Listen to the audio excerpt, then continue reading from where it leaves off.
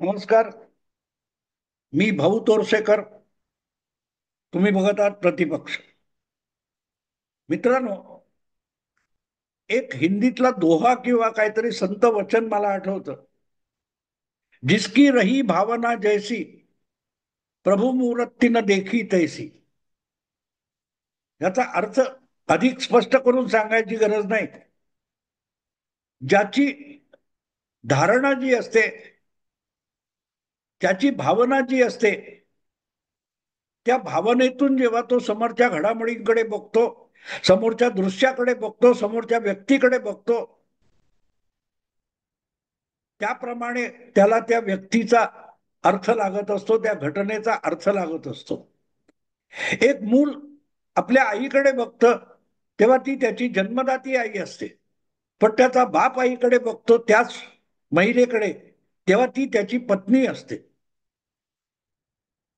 त्याचा मामा मुलाचा जेव्हा त्याच आईकडे बघत असतो मुलाच्या, तेव्हा त्याला ती बहीण वाटत असते. जिसकी रही भावना जैसी प्रभू मूर्तीनं देखी तैसी. त्या व्यक्ती तीच आहे, तीच महिला आहे, पण कोणाची तरी बायको, कोणाची तरी आई आहे, कोणाची तरी बहीण आहे. हा तुमच्या मनातल्या धारणेनुसार त्या व्यक्तीशी असलेलं तुमचं नातं बदलतं.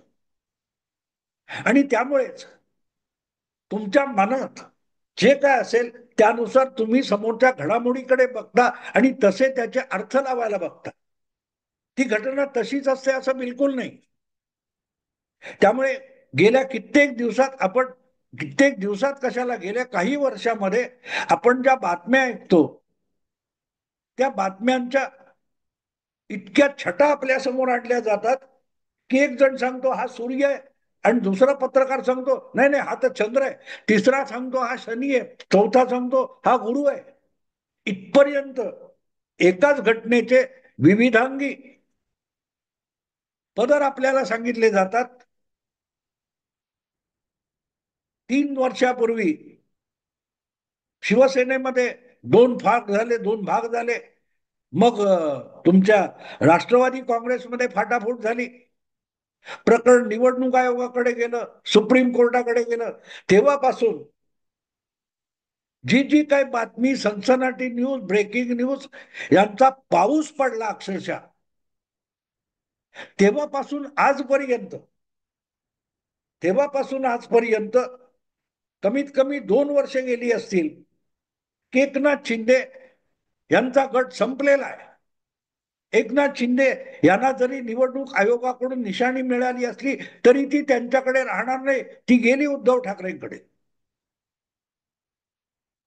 एकनाथ शिंदेचं मुख्यमंत्री पद जाणार हे सांगून सांगून झालं, पण ते गेलं नाही. अगदी निवडणुका संपल्या आणि त्यांनीच युतीत राहून त्यांच्याच पाठिंब्याने आज त्यांचं मुख्यमंत्रीपद गेलं असलं, ते उपमुख्यमंत्री आहेत आणि त्यांच्या सोबतचे देवेंद्र फडणवीस मुख्यमंत्री झालेत.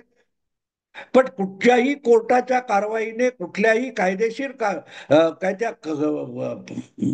आदेशामुळे एकनाथ शिंदे यांचं मुख्यमंत्रीपद गेलं नाही, त्यांच्या हातून पक्ष गेलेला नाही, त्यांच्या हातून निवडणूक निशाणी सुद्धा गेलेली नाही. पण बातम्या येत चाल. आणि आता झालंच, काल परवा उद्या सकाळी पहाटे तुम्ही झोपेतून उठाल तेव्हा तुम्हाला दिसेल अशा थाटात बातम्या रंगवल्या जातात. गेलं 1.5 वर्षापेक्षा अधिक काळ गेलाय. सुप्रीम कोर्टामध्ये एक केस पडून आहे, त्याच्यावर धूळ साचली आहे. निवडणूक आयोगाने एकनाथ शिंदे यांना शिवसेना पक्षाचं सगळे कायदेशीर अधिकार बहाल केले. निवडणूक चिन्ह दिलं, पक्षाचं नाव दिलं, त्यावर अख्ख्या निवडणुका होऊन गेल्यात. उद्धव ठाकरे यांचा जो ओरिजिनल शिवसेना असं काही पत्रकारांना, विश्लेषकांना वाटतं, तो पक्ष सुद्धा 12च्या भावात गेलेला आहे. प्रत्येक टप्प्यावर एकनाथ शिंदे यांची शिवसेना खरी ठरलेलं आहे. आणि तरीही रोजच्या रोज शिवसेना त्यांच्या हातून निसटत असते आणि त्यांच्याकडे तीच खरी शिवसेना म्हणून उद्धव ठाकरेंचे लोक एक एक सोडून येतच असतात, तरी आपले लोक हट्ट सोडायला तयार नाहीत. ती विक्रम वेताळची गोष्ट आम्ही शाळकरी वयात वाचली ना चांदोबामध्ये, तेव्हा त्याच्यात सुरुवात अशी व्हायची, विक्रमाने हट्ट सोडला नाही, तो तसाच मागे फिरला, स्मशानात गेला आणि ते प्रेत कापून खांद्यावर घेतलं आणि परत चालू लागला. हो, तो विक्रम काही हट्ट सोडत नव्हता. आणि प्रत्येक वेळेला ते प्रेत खांद्यावर घेऊन तो कुठे जायला निघाला की मग त्या प्रेतामध्ये बसलेला वेताळ बोलायला लागायचा आणि त्याला उत्तर देताना मौन सुटलं की विक्रमाच्या हातून वेताळ निसटायचा. ही गोष्ट आम्ही गेली 60-70 वर्ष माझ्यासारख्या आधीपासून लोकांनी ऐकली आहे. तीच गोष्ट म्हणजे एकनाथ शिंदे यांच्या हातातून शिवसेना जाणार आणि उद्धव ठाकरे यांना पुन्हा एकदा पक्षाचं नाव आणि धनुष्यबाण मिळणार, हे सांगण्यासाठी सगळेच्या सगळे हे असले पत्रकार भुरटे निवडणुकीची काय ते केसच्या सुनावणीची नुसती तारीख लागली की येतात, कॉलर धरतात एकनाथ शिंदेची आणि त्यांच्या हातातलं धनुष्यबाण काढून घेतात आणि उद्धव ठाकरेंना समारंभपूर्वक देऊन टाकतात. पण प्रत्यक्ष सुप्रीम कोर्टामध्ये सुनावणी सुद्धा होत नाहीये. सुनावणी होत नाही. 1.5 वर्ष केस धुळखात पडली आहे. लोकसभा निवडणूक होऊन गेली, विधानसभा निवडणूक होऊन गेली आणि अशी रेंगाळत पडलेली ती जी केस आहे, खरी शिवसेना कोणाची, तर्कदृष्ट्या बघितलं तर खरी शिवसेना कोणाची हे ठरवण्याचा सुप्रीम कोर्टाला अधिकारच नाहीये. तो फक्त निवडणूक आयोगाला अर्थ आहे. त्यामुळे आमदारांची खरी की पक्षाची संघटना म्हणून खरी, संस्थापकांची खरी, हा विषय नाहीये. विषय निवडणूक आयोगाकडे रजिस्टर केलेलं चिन्ह आणि पक्षाचं नाव हे निवडणुकीपुरतं मर्यादित असतं. त्या बाहेर त्या नावाला आणि निवडणूक चिन्हाला काडी मात्र अर्थ नसतो. शिवसेना 66 साली स्थापन झाली, 68 साली तिने पहिल्या निवडणुका लढवल्या, त्यानंतर 90 साली येईपर्यंत धनुष्यबाण ही शिवसेनेला मेहरबानीने मिळाली तर निशाणी होती, अन्यथा ती निशाणी कोणालाही मिळू शकत होती. अनेक विधानसभा निवडणुका शिवसेनेने धनुष्यबाण चिन्ह नसताना लढवल्या. 70 साली पहिला आमदार विधानसभेत निवडून आला, त्याचं नाव होतं वामन शंकर महाडिक. तो उगवता सूर्य ही निशाणी घेऊन निवडून आला आणि कागदोपत्री अपक्ष म्हणून तुम्हाला दिसेल. तेव्हा शिवसेना स्थापन झाली तेव्हापासून धनुष्यबाण हे शिवसेनेचं चिन्ह नव्हतं. तब्बल 24 वर्ष. 1989च्या लोकसभा निवडणुकीनंतर महाराष्ट्रात आवश्यक असलेल्या मतांची गरज प्रादेशिक पक्ष म्हणून टक्केवारी शिवसेनेला मिळाली आणि धनुष्यबाण हे शिवसेनेसाठी एक राखीव निशाण झालं.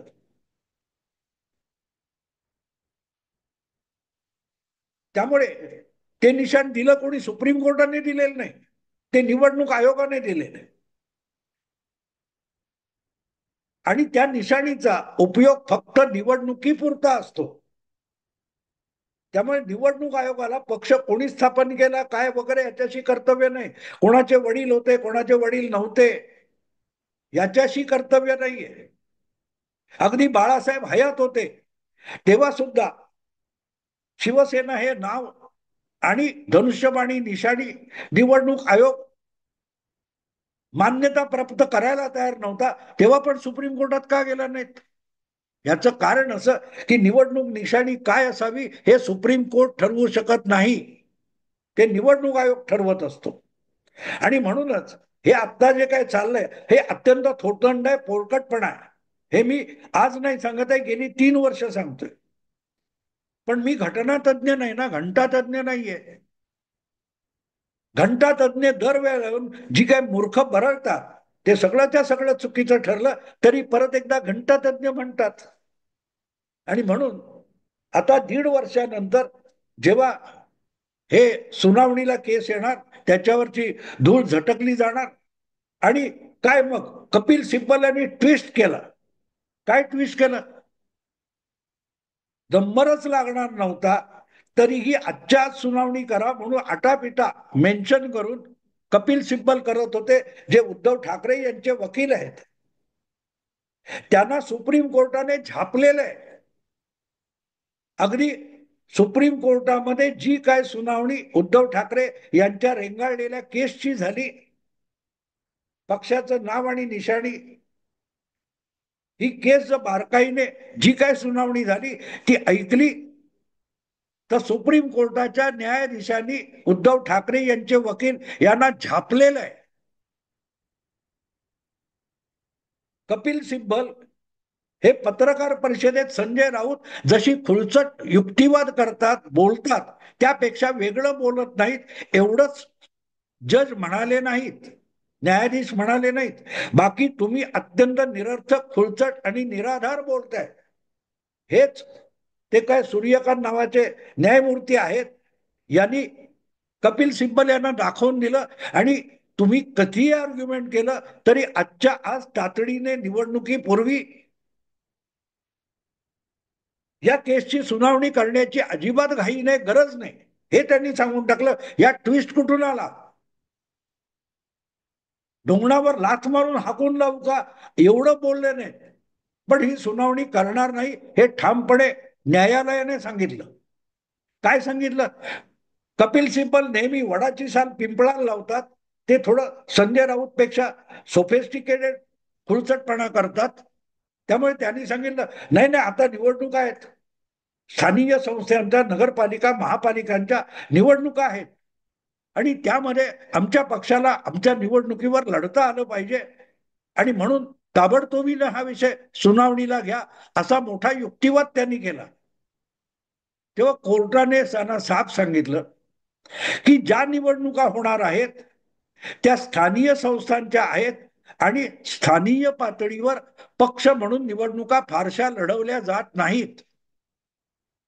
त्या व्यक्ती पातळीवर आणि ग्रामीण पातळीच्या, गट पातळीच्या निवडणुका असल्यामुळे तिथे अनेकदा निवडणुकीचं चिन्ह एका पक्षाची निगडीत नसल्यासारख्या निवडणुका होतात. आणि झाली गोची.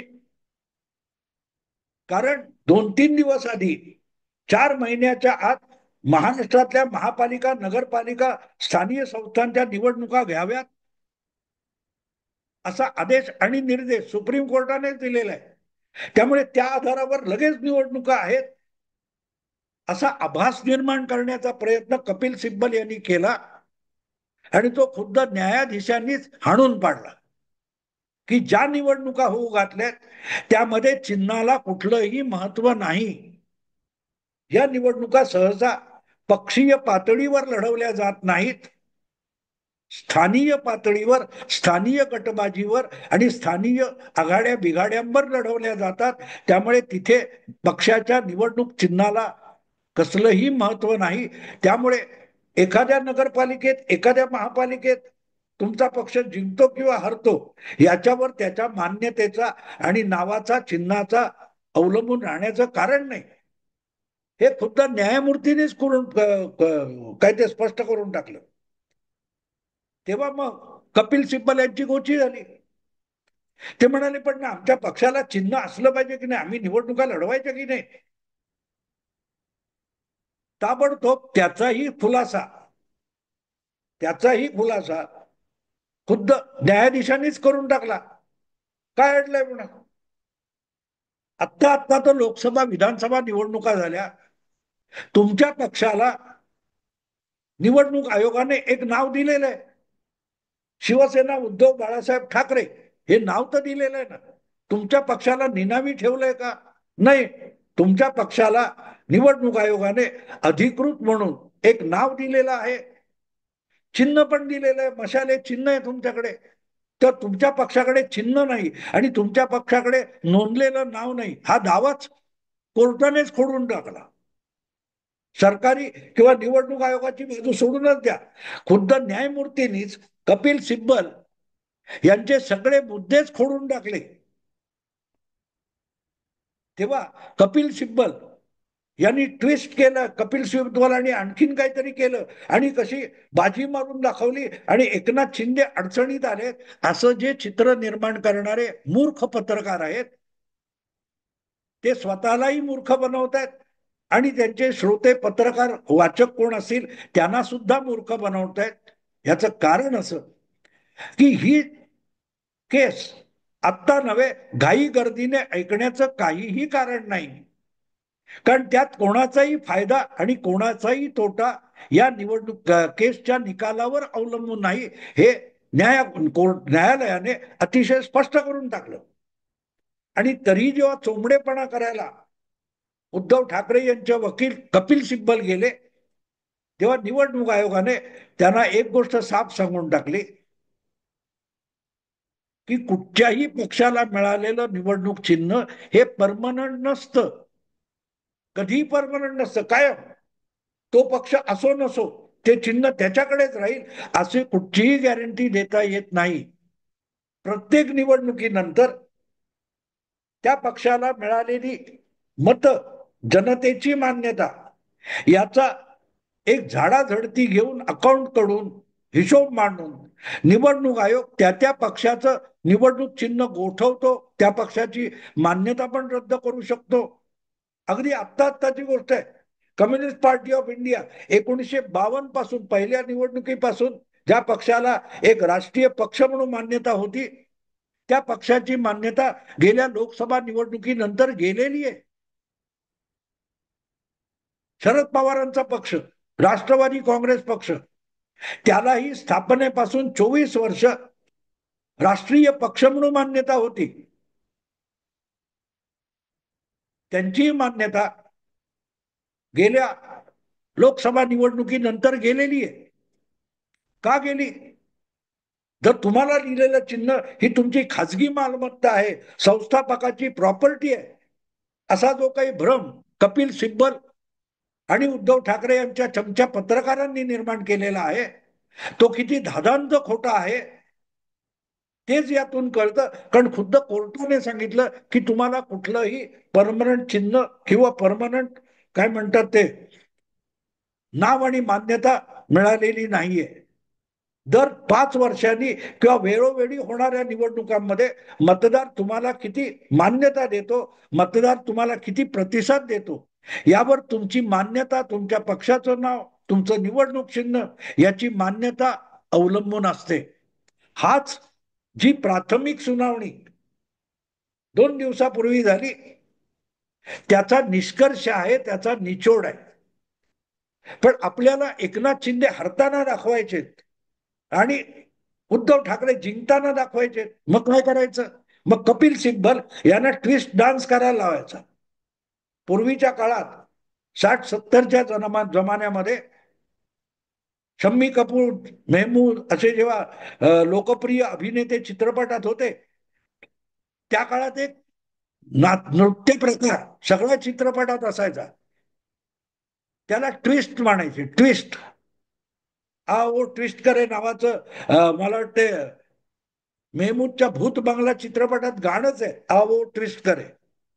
किंवा आजकालचे पत्रकार हे त्या भूत बंगल्यात राहतात की काय असा मला प्रश्न पडतो. ते कोणीही काही बोलला तरी त्यांच्या सोयीचा अर्थ लावतात आणि यांनी ट्विस्ट केलं. वास्तवात कपिल सिब्बल यांची अक्षरशः पिसं काढून बिन पाण्याने हजामत कोर्टाकडून झालेली आहे, पण ती वस्तुस्थिती लपवायची. आणि उद्धव ठाकरे कसे जिंकले बघा. जणू काय उद्यापासून उद्धव ठाकरेच्या उभाटा शिवसेनेच्या सगळ्याच्या सगळ्या शाखांवर धनुष्य बाण झळकायला लागणार आणि आपल्याला कुठलं तरी चिन्ह द्या हो म्हणून रडत रडत एकनाथ शिंदे निवडणूक आयोगाकडे जाणार, अशा पद्धतीची वर्णनं आलेली आहेत. वास्तवात आता जुलै महिन्यापर्यंत सुप्रीम कोर्टाला ज्या उन्हाळी सुट्ट्या लागतात, त्या सुट्ट्या संपेपर्यंत ही केस ऐकून सुद्धा घेतली जाणार नाही. याचा निर्वाळा ते कोण न्यायाधीश सूर्यकांत वगैरे होते त्यांनी दिलेला आहे. आणखी 2 महिने याच्यावर हू की चू बोलू सुद्धा नका, हा त्यातला खरा आदेश आहे. आणि त्यानंतर सुद्धा लगेचच हा विषय हाती घेऊन निकालात काढला जाईल याचीही गॅरंटी कोर्टाने दिलेली नाही. त्यामुळे त्याच्यावर जितकी धूळ होती ती फुंकर घालून उडाली असती तेवढी पण उडवली नाही. पण चर्चा कशा आहेत? एकनाथ शिंदे यांना दणका, धक्का, पुक्का, जे काय म्हणाल ते असो. मित्रांनो, वास्तवात सुप्रीम कोर्टाने कपिल सिब्बल यांचा संजय राऊत करून टाकला, एवढंच त्यातलं सत्य आणि तथ्य आहे. मी आता इथेच थांबतो. आवडलं लाईक करा, शेअर करा आणि प्रतिपक्षाला सबस्क्राईब करा. नमस्कार.